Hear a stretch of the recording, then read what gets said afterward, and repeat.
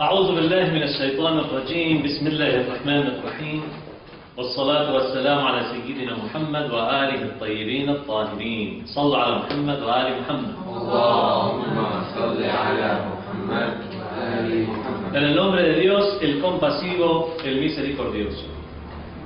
Vamos a comenzar una serie de clases respecto al autoconocimiento. Vamos a seguir este libro. Este libro que no sé si lo tienen, si alguno lo tiene, muy bien, perfecto. ¿Este libro de qué trata? Autoconocimiento. ¿Qué significa autoconocimiento? Conocerse solo, conocerse a uno mismo. ¿Pero en qué sentido? Por ejemplo, es conocerse, por ejemplo, cómo me llamo, cuánto mido, cuánto peso, voy un poquito más allá, cuáles son mis capacidades, no sé, intelectuales. Va mucho más allá que eso. Aquí vamos a hablar del autoconocimiento en el sentido de aquello que nos puede llevar a la perfección, aquello que puede hacer que nosotros podamos cumplir con el objetivo para el cual nosotros fuimos creados. El Islam es una religión, bueno, siempre se dice que el Islam es más que una religión como se comprende en Occidente. En Occidente a veces últimamente las últimas centurias, cuando se habla de religión, uno piensa que se habla únicamente de un aspecto devocional, ritual, la forma de rezar, el ayuno, los diferentes tipos, no sé, de súplicas que puede tener una confesión religiosa, y que eso es la religión. El Islam obviamente mantiene el sentido original de religión, que abarca todos los aspectos de la vida y no solo el aspecto ritual y devocional. El valor que el Islam le da al ser humano es un valor tal como no se ve en ninguna otra religión, precisamente por podemos decir, por las múltiples dimensiones del ser humano que se abarcan o que abarca el Islam en sus doctrina, moral, jurisprudencia. Dice Allah subhanahu wa ta'ala en el Sagrado Corán: A'udhu billahi minash shaitanir rajim, bismillahir rahmanir rahim, ala bi dhikrillahi tatma'innul qulub. ¿Acaso no es así que con el recuerdo de Dios se sosegan o tranquilizan los corazones? Otra de las aleyas del Sagrado Corán nos da a entender cuál es el objetivo de la creación del ser humano. Dice Allah subhanahu wa ta'ala: وَمَا خَلَقْ أَعُوذُ بِاللَّهِ مِنَ الشَّيْطَانِ الرَّجِيمِ بِسْمِ اللَّهِ الرَّحْمَنِ الرَّحِيمِ وَمَا خَلَقْتُ الْجِنَّ وَالْإِنسَ إِلَّا لِيَعْبُدُونَ. No he creado a los hombres y a los genios sino para que me adorasen. لِيَعْبُدُونَ. Los imames de Ahlul Bayt alayhimus salam interpretaron esto. Li'abudun, sí, es verdad, es para adorar en el sentido exterior, pero también es li'abudun. Dicen los imames de Ahlul Bayt, li'abudun significa li'arifun, o sea que conozcan, para que conozcan a Dios, para que ha creado a los seres humanos, para que conozcan a Dios Todopoderoso. Podemos entender de estas aleyas del Sagrado Corán, nos orientan por lo menos a cuál es el propósito de la vida del ser humano. ¿Para qué estamos en este mundo? Estamos en este mundo para mejorar materialmente, vivir mejor, comer mejor, descansar mejor, ir al baño mejor y ya está. Y con eso ya después nos vamos de este mundo. Y al final todo eso, ¿para qué hacer? Allah subhanahu wa ta'ala es sapiente. Recordemos, y esto se lo va a ver en las clases de doctrina islámica, al hablar sobre la teología propiamente dicha, que es los atributos de Dios, que Allah subhanahu wa ta'ala tiene atributos, diferentes tipos de atributos: la vida, la voluntad, la sabiduría, la prudencia. Sabiduría y prudencia forman lo que es la sapiencia. O sea, ser prudente con sabiduría. Allah subhanahu wa ta'ala tiene esa sapiencia, la hikma, esa sapiencia, y por la misma sapiencia nosotros decimos que Allah subhanahu wa ta'ala no ha creado a los seres humanos en vano.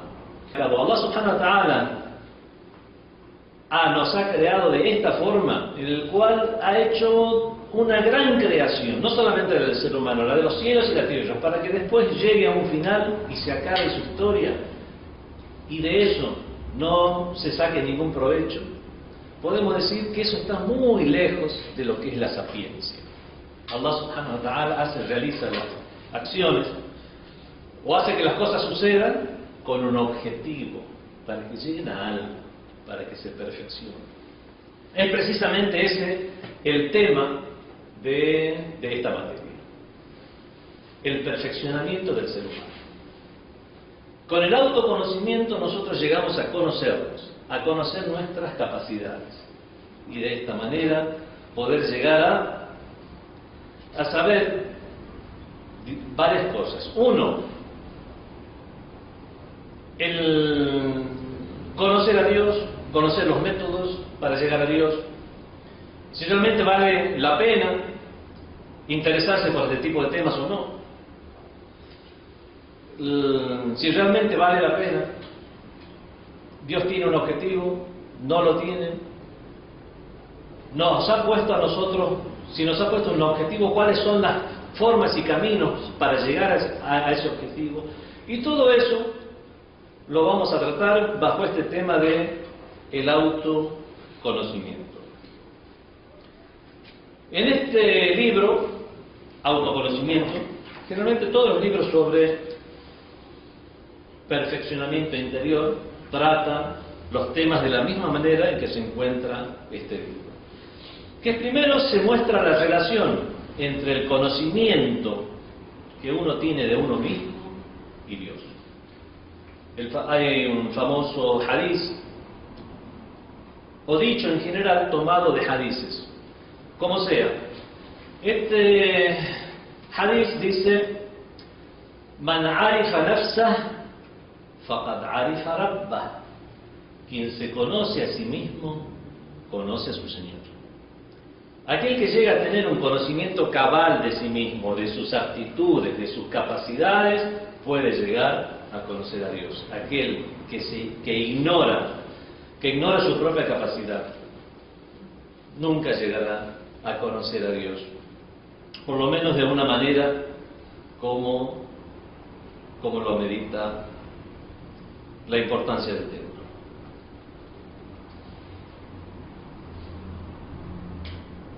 Al estudiar el tema del autoconocimiento, nosotros primero nos beneficiamos intelectualmente y espiritualmente de podemos decir, de los resultados de este estudio. Primero, conocemos nuestro propio valor intrínseco. Nosotros tenemos un valor que muchas veces desconocemos nuestro propio valor. Somos negligentes sobre nuestras propias personas y nuestras propias capacidades. Nosotros tenemos mucha más capacidad de la que nosotros mismos creemos, y hace falta desarrollar esa capacidad. No solo en lo espiritual, en lo cognitivo, en lo intelectual, en los estudios, en los deportes, en muchas esferas y en muchas áreas nosotros tenemos una capacidad sorprendente.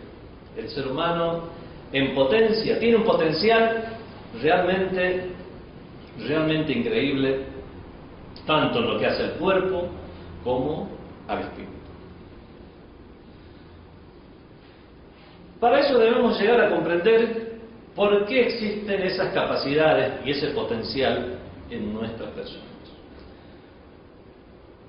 Esto es obra de la mera casualidad.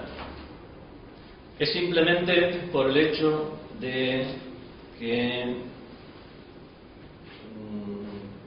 la materia gaseosa interestelar, de pronto la gravedad ha podido unir sus partículas de forma tal que han llegado a formar un cuerpo, se han unido los átomos, han podido llegar a decantar de materiales más elementales a materiales más pesados y de esta manera comenzar a formarse estrellas, nebulosas, Vía Láctea, con las diferentes interacciones, tanto a nivel subatómico como a nivel interestelar, comenzar a formarse el universo para llegar a una temperatura justa, ni muy caliente ni muy fría, y a una, podemos decir, órbita exacta como la que tiene la Tierra con respecto al Sol en su sistema planetario, crear las condiciones ideales para que surjan una serie de elementos llamados aminoácidos que la casualidad hizo que se integraran de una forma tal que surgiera la primera molécula de vida,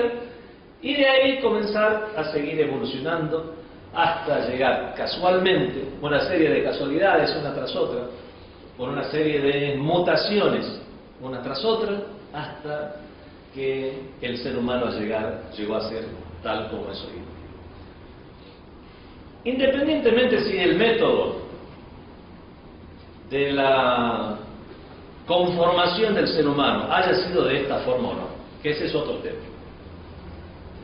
A lo mejor puede haber sido la creación de Dios de esta manera.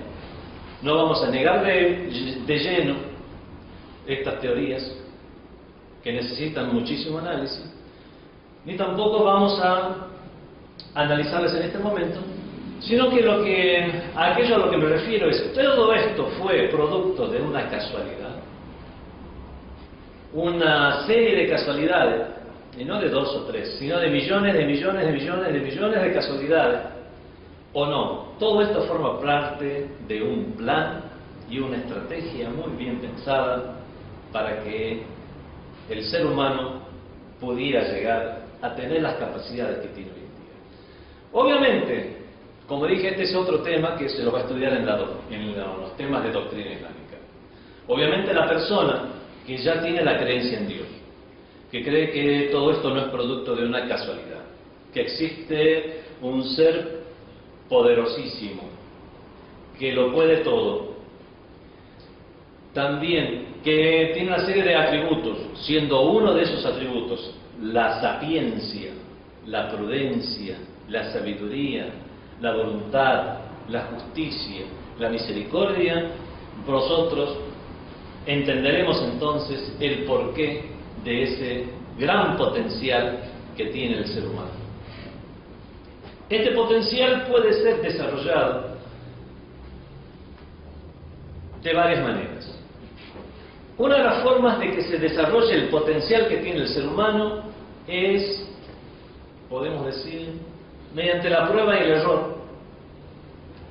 La prueba y el error es, yo no sé cómo funciona esto, comienzo a tocar botones a ver qué es lo que pasa. Si veo que algo está funcionando, es un acierto. Si veo que algo no funciona, es un error. Comienzo a sumar aciertos y de esta manera comienzo a entender cómo funciona este aparato. Hay otra forma, que en lugar de estar haciendo pruebas de acierto y error, leemos el manual del fabricante. Y a lo mejor eso nos ahorra muchísimo tiempo. Y no solo nos ahorra tiempo, sino que hay aspectos de este aparato, sistema, método, que de otra manera no podríamos ni siquiera llegar a imaginar. Por ejemplo, el aspecto espiritual del ser humano. Si tratamos de encontrar pruebas de la existencia de un alma únicamente con métodos empíricos, materiales, físicos, científicos. Bueno, la palabra científico ha tenido una evolución que lamentablemente en el occidente únicamente se usa para las ciencias exactas, ciencias naturales, pero se deja de lado lo que es una serie de ciencias racionales que también deberían estar incluidas, como lo estaban antes, en lo que es el término ciencia. Pero hoy en día lamentablemente solo se usa, cuando dice científico, se piensa que es únicamente científico en lo que hace a cuestiones materiales. Si queremos con estos instrumentos físicos llegar a probar algo metafísico, obviamente estaremos yendo por el camino equivocado. ha habido cirujanos que se han metido en un tema que no les corresponde, que han dicho, hemos abierto el cuerpo humano y nunca hemos encontrado algo llamado alma. Señores, ¿a dónde están buscando? Es como decir, he buscado en el fondo de mi casa y no he encontrado ningún diamante. Señores, vaya a buscar los diamantes al África, vaya a buscarlos, no sé, a donde los geólogos puedan decir que surgen los diamantes, sino en cualquier lugar que a usted se le ocurra. ¿Quiere encontrar el alma? No es con el bisturí que va a encontrar el alma, ni con un microscopio. Aunque sea un microscopio electrónico, que los microscopios electrónicos son aquellos que realmente no visualizan las partículas subatómicas, sino que lo que hacen es lo que hacen es a partir de, podemos decir, del magnetismo, lo que hacen es formar una serie de ondas, y estas ondas les da de forma artificial un color para que nosotros visualicemos ese espectro del electromagnetismo como en los movimientos a nivel subatómico. Les da un color que realmente no existe, le asigna un color a cada una de estas variaciones, y después ahí nosotros obtenemos una foto. Pero realmente no estamos viendo un electrón, estamos viendo una simulación con lo cual nosotros podremos llegar a entender mejor la disposición, la densidad del protón, la distancia de los electrones, y de esta manera podemos llegar a entender que no todo aquello que existe debe ser visualizado directamente. Y eso que estamos hablando en el plano físico. Seguimos hablando del plano material. Podemos decir la misma electricidad. ¿Podemos ver la electricidad? La electricidad no se la puede ver. Lo que estamos viendo aquí, por ejemplo, esto es luz que se produce porque los electrones pasan por un filamento que lo encienden. Y nosotros vemos ese filamento encendido. No vemos los electrones que están pasando por el filamento, que al fin y al cabo eso es la electricidad. El flujo de electrones a través de un elemento conductor. La electricidad no la vemos. Bueno, no la vemos, pero podemos sentirla. Tocamos, ponemos los dedos en el enchufe, en el tomacorriente, podemos sentirla. Tampoco, lo que vamos a sentir es el calor que se está quemando. Se están quemando nuestros tejidos al ser atravesados por esos electrones. Aún así nosotros no vemos los electrones, no sentimos los electrones. Pero ¿cómo sabemos de su existencia? De la misma manera, como dije hace rato, que el microscopio electrónico lo que hace es, a partir de una serie de datos, darles un color. Nosotros a esos datos le damos una entidad. Es por eso que incluso hoy en día no se sabe cómo son los electrones y los protones. Eso que a uno le enseñan en física elemental, que hay un protón en el medio y hay un electrón circulando alrededor, eso es simplemente un esquema para poder llegar a entender el comportamiento del electrón. Pero realmente a otro nivel hay una gran discusión sobre si el elemento es una onda o si es una partícula, por ejemplo, el electrón o el fotón. ¿Es una onda o una partícula? ¿Es simplemente un flujo y una onda o no es una partícula? Es algo fijo. Eso es una discusión que hay entre los físicos. ¿Y por qué nos enseñan entonces que de esta manera el átomo? Que hay un protón y hay unos electrones que circulan a su alrededor. Que según el número de protones y el número de electrones y en la órbita en la que están, estamos de órbita incluso, en la órbita en la que están colocadas, vamos nosotros a saber en qué lugar de la tabla de elementos, de la tabla periódica de elementos, vamos a disponer a esta molécula. Eso realmente es una simulación para que nosotros podamos llegar a entender. Decir que únicamente hay una serie de electrones orbitando exactamente en una órbita en particular no es la realidad que los físicos observan, digamos, en los microscopios electrónicos, ni incluso en los datos que les sugieren las matemáticas. Bueno, no vamos a hablar de física, no vamos a hablar de... además que no es mi área.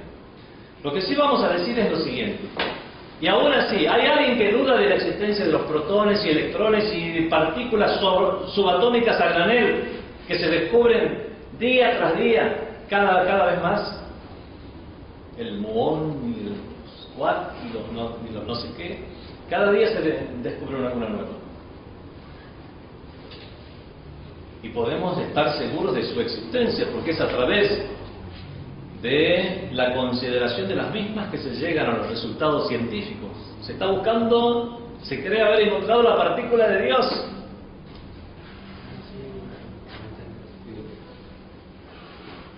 Hay muchas cosas en el universo que no vamos a poder visualizarlas físicamente, pero vamos a poder reconocerlas racionalmente.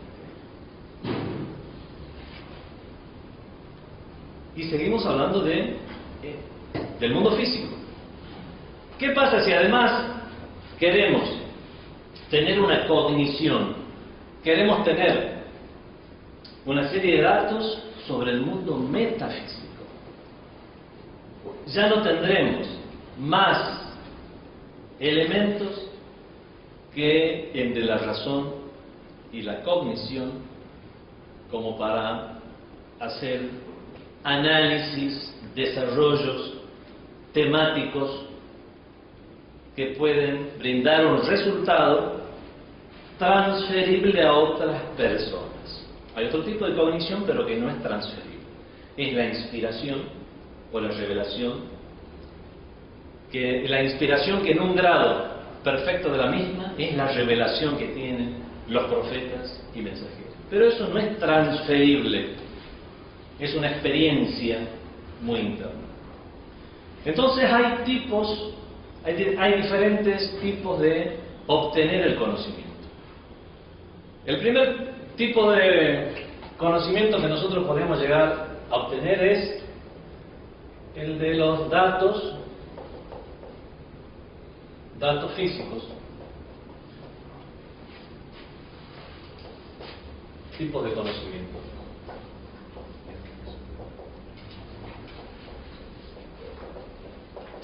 Los datos físicos. Después vemos que estos mismos datos físicos, para nosotros llegar a conclusiones, tenemos que hacer uso de nuestro intelecto.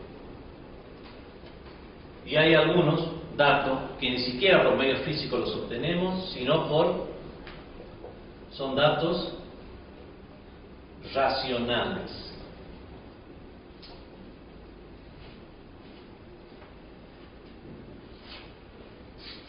Esto es el uso del intelecto. Y hay un tercer tipo de datos que no están al alcance de cualquier persona. En primer lugar, no están al alcance de cualquier persona. En segundo lugar, incluso aquellos que puedan llegar a alcanzar esos datos no pueden transferirlos a los demás, como las experiencias espirituales y místicas, la inspiración y en el caso de los profetas enviados, la revelación o inspiración. La revelación misma, tal como es, no puede ser transferida. En todo caso, los resultados de la misma es lo que se transmite a otras personas para que las analicen con su intelecto y puedan llegar a aceptarlas. Con el autoconocimiento, igual que todo este tipo de temas religiosos, filosóficos, teológicos, lo que hacemos es evaluar los datos racionales. Esto es usar el intelecto. Incluso lo que nos provee la física, los datos físicos, son simplemente datos que nosotros los analizaremos a través del intelecto. O sea que el que tira la sartén por el mango, el protagonista de la historia, ¿quién es? el intelecto. El intelecto es precisamente aquello mediante lo cual Dios brinda la recompensa y a partir del cual también determina los grados de penalidad o castigo que puede tener una persona a causa de su negligencia. Es con el intelecto que nosotros llegamos a comprender la existencia de Dios, los atributos divinos, la necesidad del envío de profetas y mensajeros, la existencia del más allá y todo lo que hace a la doctrina. Y es precisamente por eso que muchos científicos, entre comillas, que únicamente se basan en datos físicos, niegan estos otros aspectos de la realidad. Y se ven privados de la mayor parte del mundo que nos rodea. El mundo que nos rodea no solamente está compuesto por cuestiones materiales, no solo está compuesto por datos de la física y datos más no materiales, sino que la mayor parte del mismo es un mundo inmaterial. Es un mundo en el cual está rodeado de tipos de conocimientos no físicos, conocimientos intelectuales. Hay un hadiz que dice: el conocimiento fue dividido en 25 partes. A la humanidad se le dio tan solo una de esas partes. A la humanidad tal como la conocemos hoy. El imam Ali alayhi salam reunía todas las 25 partes. Es un hadiz. Cuando se manifieste el imam al-Mahdi alayhi salam al final de los tiempos, se perfeccionarán los intelectos de las personas. Se refiere precisamente a esto. Tenemos que hacer uso entonces de ese gran instrumento que nosotros tenemos, cada uno de nosotros, cada uno de los seres humanos, que se llama intelecto, para poder llegar a sobrepasar la etapa de la animalidad. Es el animal el que no tiene intelecto. El animal tiene instinto. También procesa datos físicos el animal. Y puede hacer conclusiones incluso. Vemos en los documentales sobre animales como un tigre que está siguiendo un cervatillo. El cervatillo da la vuelta para que no lo atrape el tigre, y el tigre salta donde sabe que va a terminar dando la vuelta al cervatillo. Todavía no lo vio ahí, vio que recién está empezando a dar la vuelta. ¿Razona acaso el tigre? Es un cálculo. Tiene inteligencia para decir, bueno, está dando la vuelta, eso significa que va a terminar allá, y es por eso que el salto ya lo empieza a dar para este otro lado y lo atrapa. ¿Tiene inteligencia?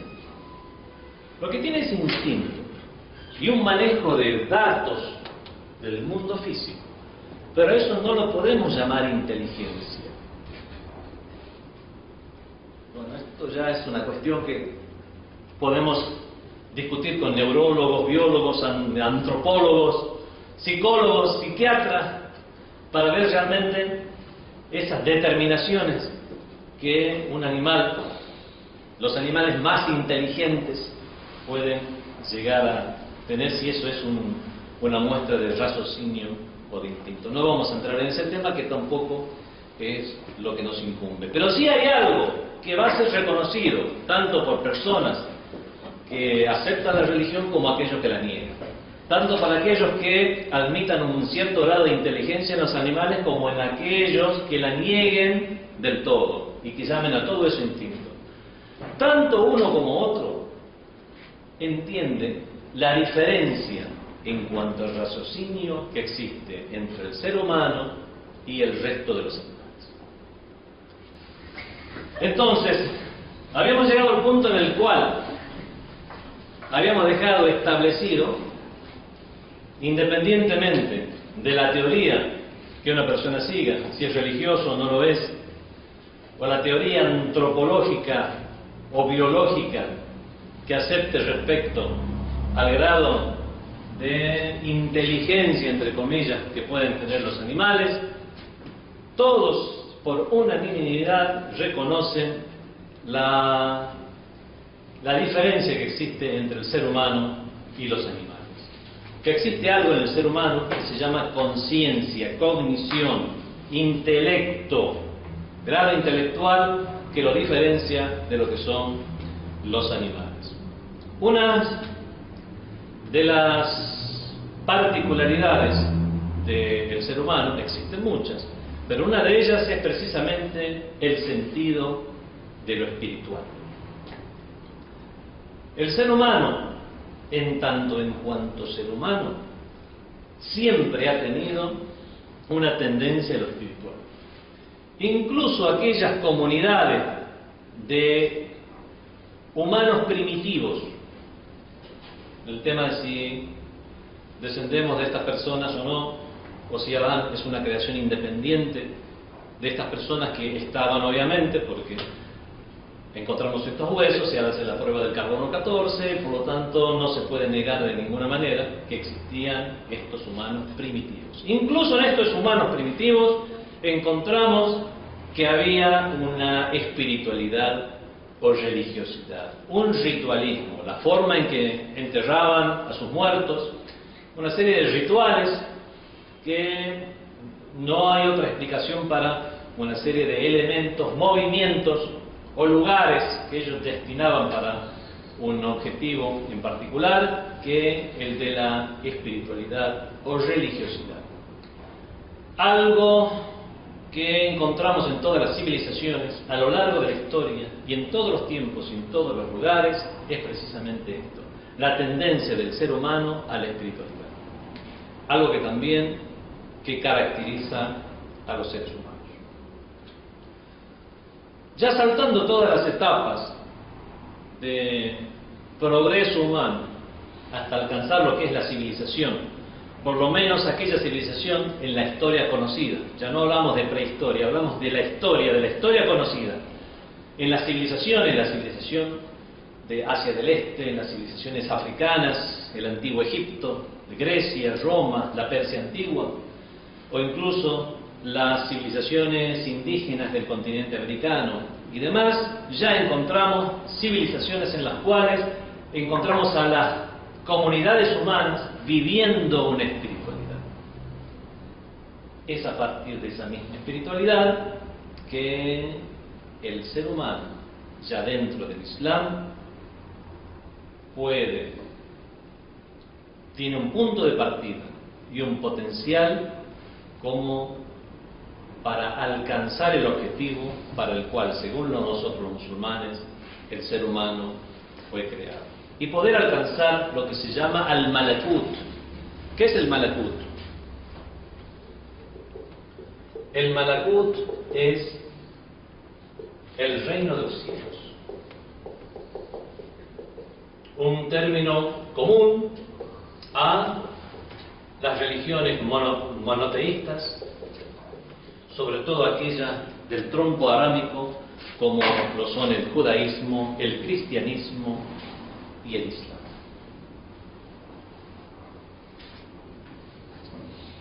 El ser humano tiene conciencia para determinar su propia naturaleza, lo cual de por sí es una paradoja.